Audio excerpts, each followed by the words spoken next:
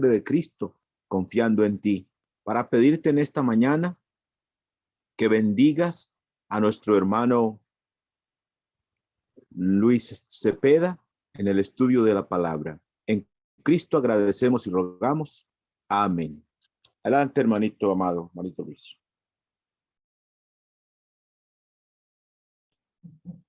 Muy buenos días a todos mis queridos hermanos. Qué bueno es verlos nuevamente. Qué bueno es seguir compartiendo el libro de Daniel, aprender acerca de estas maravillosas enseñanzas. Le invito, por favor, si me acompaña al capítulo 3 del libro de Daniel.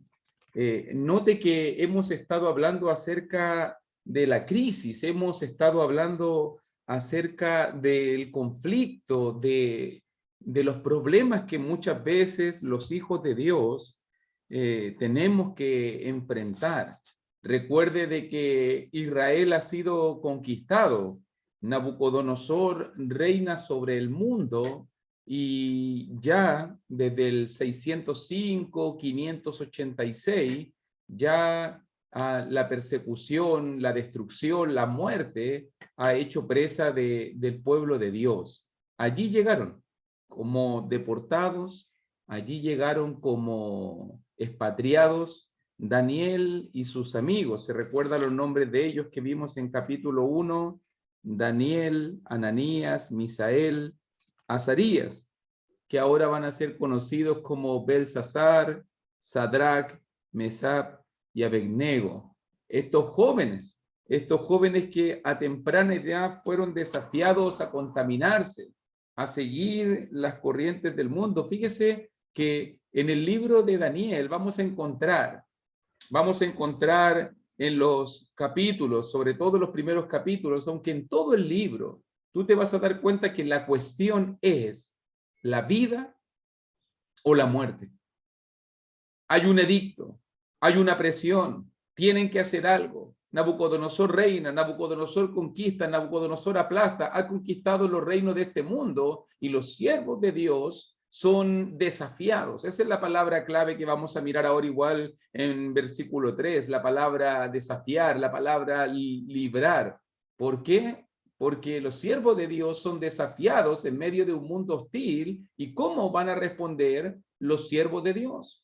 En el capítulo 1, la respuesta de ellos fue: no nos vamos a contaminar, no vamos a participar de la comida del rey, no vamos a hacer nada que nos quite la santidad. Y al final Dios los bendijo. Dios bendijo a sus siervos que se mantuvieron fieles. Dios bendijo a sus siervos que buscaron honrar a Dios antes que honrar al hombre. En el capítulo 2 fue un sueño que inquietó a Nabucodonosor, un sueño que hizo que diera un edicto de muerte hacia los sabios, hacia los caldeos, hacia todos aquellos que eran consejeros, y al final varios de los sabios murieron hasta que Daniel intervino y con la ayuda de sus amigos pudieron revelar al rey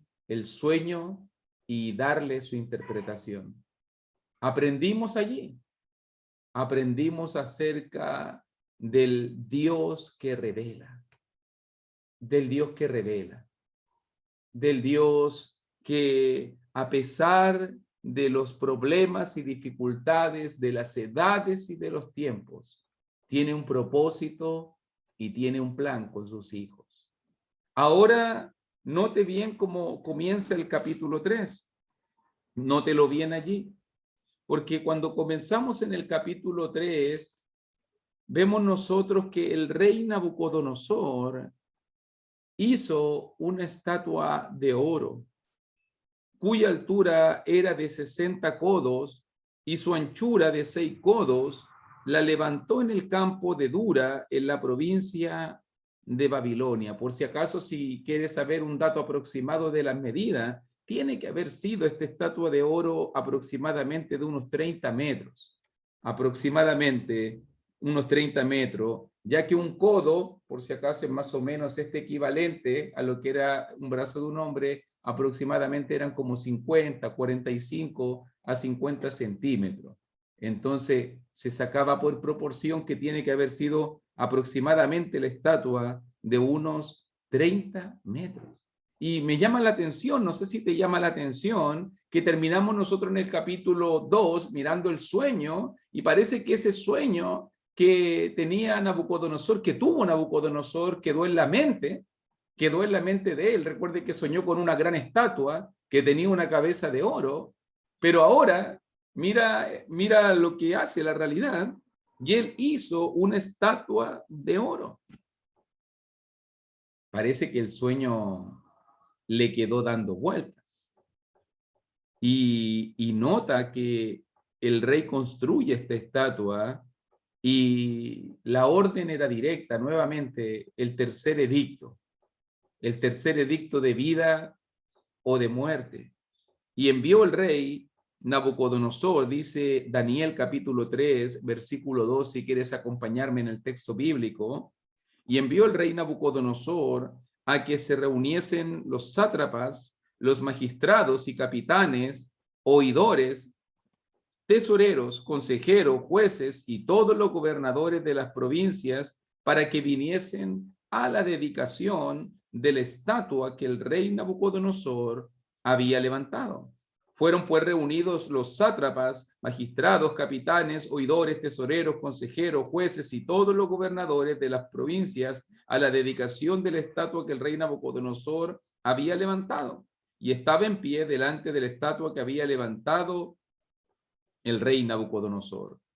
Y el pregonero anunciaba en alta voz: mandase a vosotros, oh pueblos, naciones y lenguas, que al oír el son de la bocina, de la flauta, del tamboril, del arpa, del salterio, de la zampoña y de todo instrumento de música, os postréis y adoréis la estatua de oro que el rey Nabucodonosor ha levantado, y cualquiera que no se postre y adore inmediatamente será echado dentro de un horno de fuego ardiendo. Por lo cual, al oír todos los pueblos el son de la bocina, de la flauta, del tamboril, del arpa, del salterio, de la zampoña y de todo instrumento de música, todos los pueblos, dice,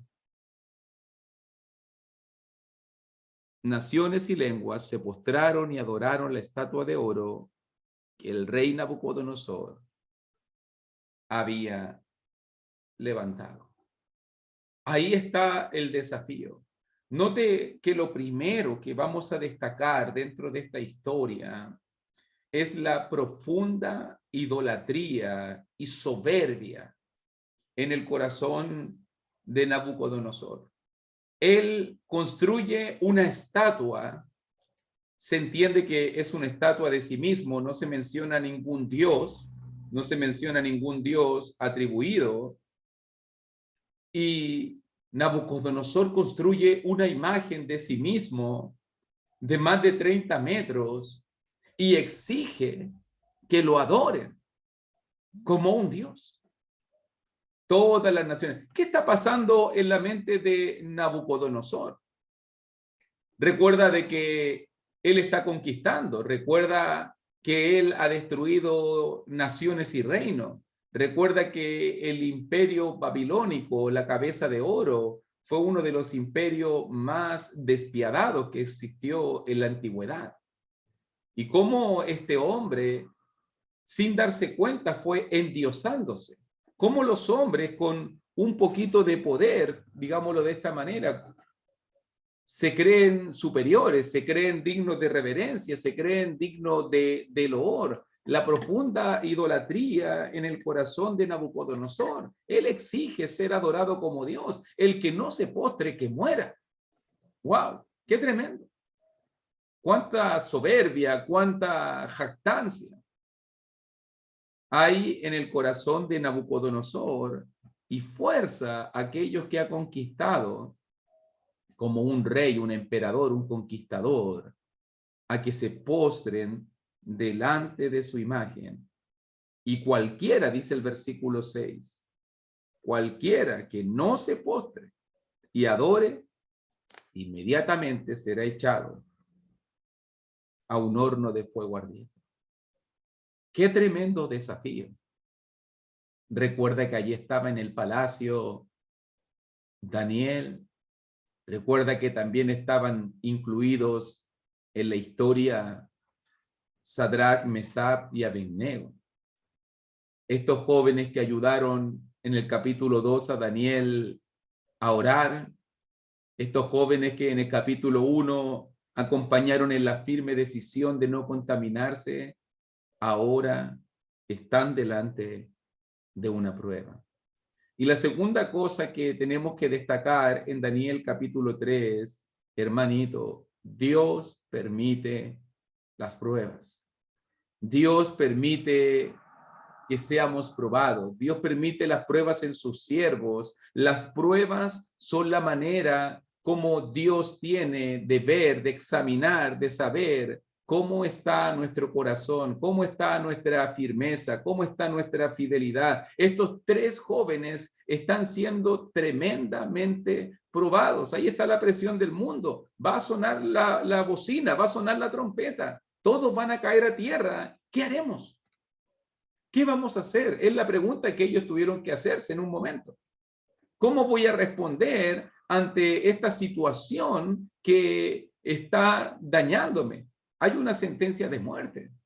Esto no es solamente, ya no, es que no puedo postrarme, es que sí puedo postrarme. La respuesta es sí o no, la respuesta es vida o muerte. No hay una tercera opción. O te postras y te salvas, pero le eres desleal a Dios, o no te postras y mueres, porque estás yendo en contra, del rey que conquista todo. Entonces ahí están estos tres jóvenes ante el desafío de la fe, presionados por este rey, presionados por la ley, presionados por el edicto, presionados por lo que dice este mundo. Al final, dice el versículo 7, todos los pueblos, naciones y lenguas se postraron y adoraron. Todos cedieron. Todos prefirieron caer a los pies de Nabucodonosor, aunque no era un dios, pero lo adoraron como un dios. ¿Te fijas también lo que está implícito en ese pasaje, hermanito? Tú conoces la historia. Yo conozco la historia. Y lo que está implícito en ese pasaje, si tú sabes que solamente 3 no se postraron, eso significa que hubo muchos judíos, muchos hijos de Dios, que también prefirieron doblar la rodilla, que prefirieron hacer lo que el rey decía, que prefirieron no tener problema, para que de esa manera pudiesen ser libradas sus vidas. ¿Cuántos hoy en día no responden de la misma manera? ¿Cuántos hoy en día por evitar el conflicto? ¿Cuántos hoy en día no han cedido su estándar? ¿Cuántos hoy en día no han dejado de hacer cosas, lamentablemente, por las presiones de este mundo, por el edicto del rey? Ahí está Nabucodonosor presionándonos constantemente. Fíjese que esta es una temática reiterativa, lo estoy viendo, siempre es una temática reiterativa. Normas, leyes, reyes, presión, desafío, y allí están los hijos de Dios, delante de la prueba, demostrando su corazón. Me recuerdo yo, no sé si usted se acuerda, en los tiempos de los apóstoles, en 2 oportunidades, en el capítulo 4, en el capítulo 5, la presión es, no prediquen, la presión de los sacerdotes, del sumo sacerdote, les mandamos que no predicasen. Dice, por ejemplo, en Hechos capítulo 4, versículo 18, si quieres seguirme en el texto bíblico, Hechos 4:18, y llamándolos les intimaron que en ninguna manera hablasen ni enseñasen en el nombre de Jesús. Ahí está. Ahí está. El edicto del rey. Ahí está la presión de este mundo. Ahí está lo que las autoridades dicen. Pero ¿qué responden los siervos de Dios? Mas Pedro y Juan respondieron diciendo, juzgad si es justo delante de Dios obedecer a vosotros antes que a Dios, porque no podemos dejar de decir lo que hemos visto y oído. ¿Te fijas muy bien? ¿Cómo responden los cristianos a las presiones de este mundo? Primero obedecemos a Dios, después obedecemos al mundo. Primero le entregamos a Dios, después le entregamos al mundo. Primero nos sometemos a Dios, después nos sometemos a este mundo. Y la historia volvió a suceder en el capítulo 5, nuevamente lo mismo, la misma escena, casi el mismo grupo de hombres. Y allí estaban estos siervos de Dios. Y dice ahí en Hechos 5:28, diciendo, ¿no os mandamos estrictamente que no enseñaseis en ese nombre? Y ahora habéis llenado a Jerusalén de vuestra doctrina y queréis echar sobre nosotros la sangre de ese hombre. Fíjese la acusación. No le dimos la orden de que dejen de predicar. No le dimos la orden de que dejen la voluntad de Dios. Respondiendo Pedro y los apóstoles, nota que ahora se suman los apóstoles, no solamente Juan que le acompañaba, sino los apóstoles dijeron, es necesario obedecer a Dios antes que los hombres. ¿Cómo responden los siervos de Dios ante los problemas? Hay una disyuntiva. Volviendo al capítulo 3 de Daniel, hay una disyuntiva. Tal vez muchos de los judíos pensaron, pero si Nabucodonosor es mi rey, él ahora me conquistó. Yo sirvo a Nabucodonosor en el reino de Babilonia. Es mejor no tener problema. Sujetémonos a la ley. Si la palabra nos dice que el Hijo de Dios debe ser sujeto a la ley, hermanito, ¿es verdad que el cristiano debe ser sujeto a la ley? Claro que sí. Claro que sí. El cristiano debe sujetarse a la ley.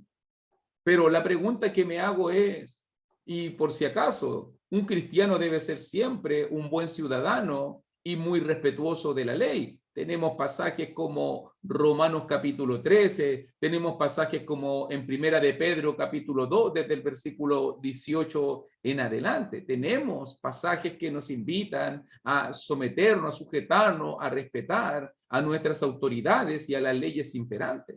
Pero, ¿qué sucede cuando la ley que el mundo, que el rey pone, va en contra de la voluntad de Dios?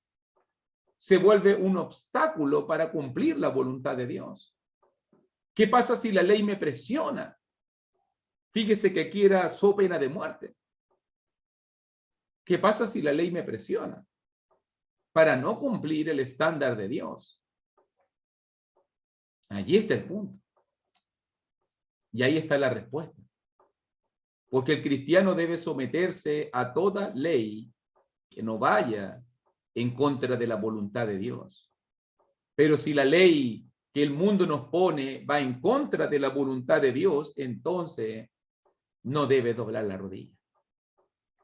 Porque doblar la rodilla evidencia que te sometes más a este mundo que a la voluntad de Dios, que te importa más quedar bien con el mundo que quedar bien con la voluntad de Dios. ¿Cuánta gente hoy en día no ha cedido de esa manera? Prefiriendo quedar bien con el mundo, pero no quedar bien con Dios. ¿Qué debería importarnos más? Se lo planteo de otra manera. Mire, por favor, Mateo capítulo 22. Se lo preguntaron a Jesús. Se lo planteo de otra manera.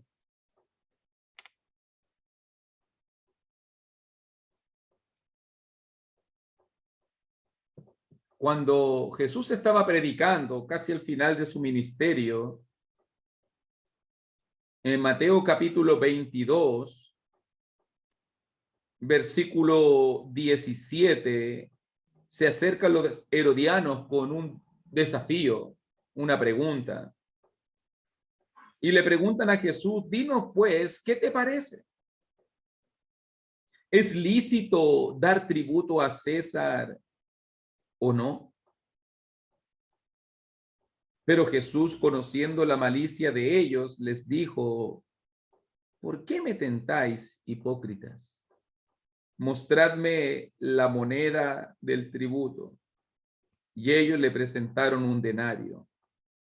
Entonces le dijo, ¿de quién es esta imagen y la inscripción? Le dijeron, de César. Y les dijo, dad pues a César lo que es del César y a Dios lo que es de Dios. Oyendo esto se maravillaron y dejándole se fueron. Fíjate que te lo planteo de esta manera, el desafío era exactamente lo mismo. Debe Jesús, deben los discípulos someterse a las leyes, deben pagar el tributo como conquistados, debe el cristiano cumplir la ley imperante. Y Jesús dijo, claro que sí, pero nota bien y fíjate muy bien en tu lealtad. Y ese es el punto de la lealtad. La moneda mostraba una inscripción de que eran conquistados. La moneda mostraba al César. Y por eso Jesús declara unas tremendas palabras de sabiduría. Da pues al César lo que es del César. Claro que sí. Si te es posible, si lo puedes hacer, cumple con tus responsabilidades. Pero la responsabilidad más importante que pagar un tributo, la responsabilidad más importante que seguir una ley que va en contra de la voluntad de Dios, es darle a Dios lo que es de Dios. Tal vez tú te preguntas, ¿qué es de Dios en este pasaje? Dar a Dios significa someterte a Dios, respetar a Dios, obedecer a Dios, guardar las cosas de Dios. ¿Te das cuenta cómo respondieron Sadrach, Mesach y Abednego? Es una constante. En el primer siglo también, en el tiempo de Nerón, Primera de Pedro, años 64, 68, en el tiempo de Domiciano, en el libro de Apocalipsis, capítulo 95 al 100, los cristianos fueron probados y masacrados, los cristianos fueron desafiados en su fe. No se congreguen, no vayan a la iglesia, dejen a Cristo, nieguen a Cristo, dejen la voluntad de Dios. ¿Y cómo respondió la iglesia? La iglesia respondió exactamente como Jesús lo hizo, exactamente como Pedro y los apóstoles lo hicieron, exactamente como Sadrach, Mesach y Abednego lo hicieron. No se sometieron, no doblaron la rodilla, no dejaron a Dios por la comodidad y el bienestar de este mundo.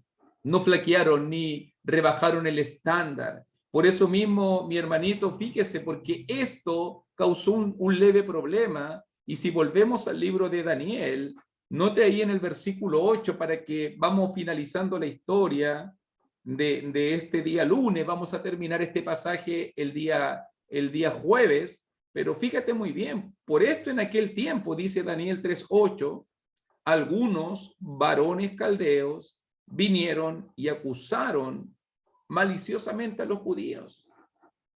¿Qué causó esto?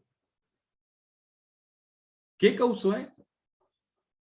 Acusaciones, intriga, un plan maquiavélico para destruir a los judíos. Fíjate cómo llegan estos maliciosos sigilosamente, escondidamente, hablaron y dijeron al rey, tú, oh rey, has dado una ley que todo hombre, y todo hombre tiene que postrarse y adorar. Pero hay unos varones judíos, versículo 12, los cuales pusiste sobre los negocios de la provincia de Babilonia, Sadrach, Mesach y Abednego. Estos varones rey no te han respetado. Mira la acusación. No adoran a tus dioses, ni adoran la estatua de oro que han levantado. Ahí está la acusación. Llaman a los jóvenes con ira y enojo. Recuerda que Nabucodonosor se cree Dios. Recuerda que Nabucodonosor está mandando a que lo adoren como un Dios. Es verdad, versículo 14. Sadrach, Mesach y Abednego, que vosotros no honráis a mi Dios, ni adoráis la estatua de oro que he levantado. ¿Estáis dispuestos para que al oír el son de la bocina, la flauta, del tamboril, del arpa, del salterio, de la zampoña y de todo instrumento de música, os postréis y adoréis la estatua que he hecho? Porque si no la adoráis, en la misma hora seréis echados en medio del horno de fuego ardiendo. ¿Y qué Dios será aquel que os libre de mi mano? ¿Se fija, mi hermanito, lo que está sucediendo? ¿Se fija muy bien el problema? Las acusaciones, las intrigas, las habladurías de los caldeos. Mira, hay algunos que no se someten a ti, rey. Esto inmediatamente exacerbó los ánimos, la ira, el enojo llegó a Nabucodonosor, pero mira el desafío al final. Y esa es la soberbia de Nabucodonosor, y este es el cuarto punto que quiero destacar. Porque si no adoras a la estatua, dice Nabucodonosor, si no la adoráis, en la misma hora seréis echados en medio de un horno de fuego ardiendo. Pero fíjese la pregunta que está haciendo Nabucodonosor: ¿y qué Dios será aquel que os libre de mis manos? ¿Qué Dios? Nabucodonosor se cree superior a todos los dioses. Nabucodonosor dice: ni Dios te va a librar de esta. Ni Dios te va a librar de esta. Ni Dios te puede librar de mis manos. ¿Te das cuenta de la tremenda soberbia de este hombre que se cree Dios? Ahí está. Este hombre que da un edicto, este hombre que construye una estatua, este hombre que manda que la adoren, este hombre que presiona al pueblo de Dios a ceder. Muchos ceden. Muchos caen. Como hoy en día muchos caen por las presiones del mundo.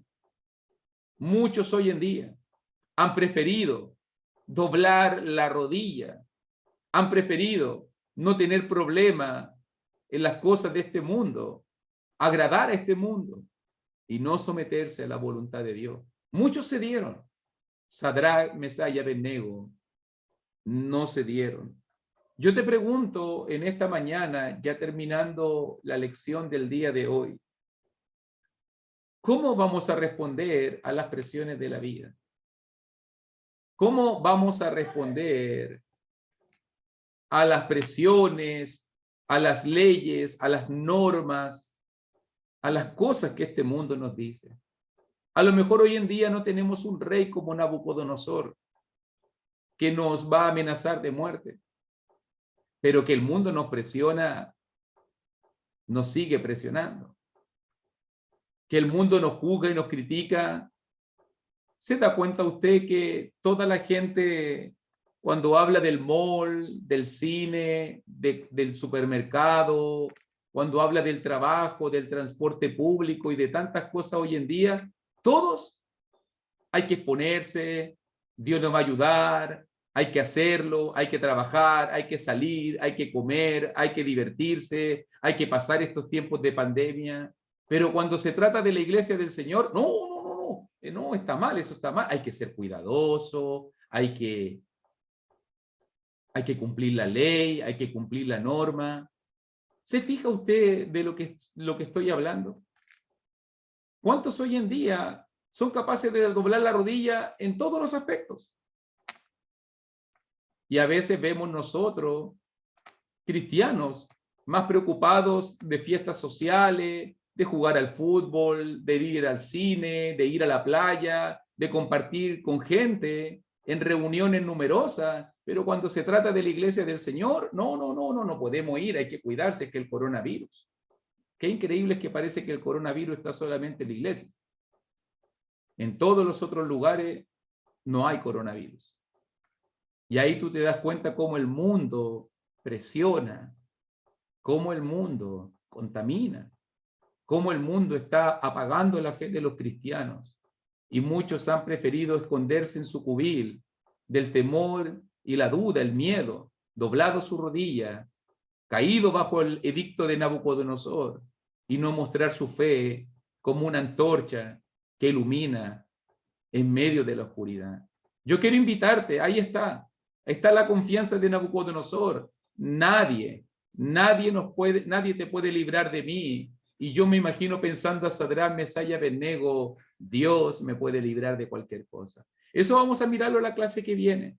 Vamos a verlo en la próxima lección. Pero mi ánimo y mi desafío, hermanito, ahí está la historia. Los jóvenes son desafiados. El rey sanguinario está delante de ellos. Tienen que doblar la rodilla. Va a sonar nuevamente la trompeta. El desafío es inminente. Si no lo hacen, mueren. ¿Qué harías tú?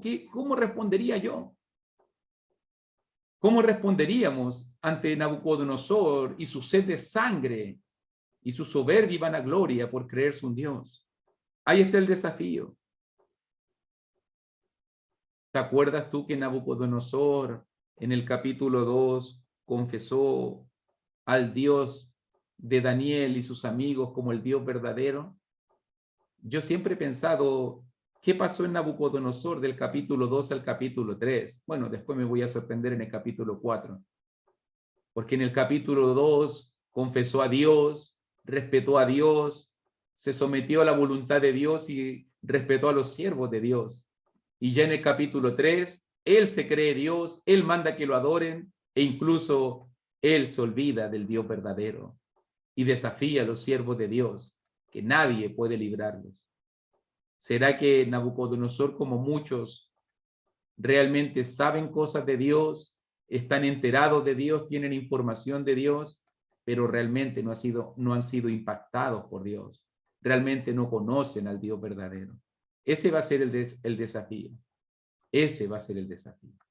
Que el Señor le bendiga. Continuamos el próximo jueves. Vamos a quedar ahí en ese pasaje y vamos a ver cómo respondieron los siervos de Dios, pero sobre todo, y más importante aún, cómo respondió Dios cuando sus siervos mostraron obediencia y mostraron fidelidad. Que el Señor te bendiga. Muchas gracias, hermano Luis.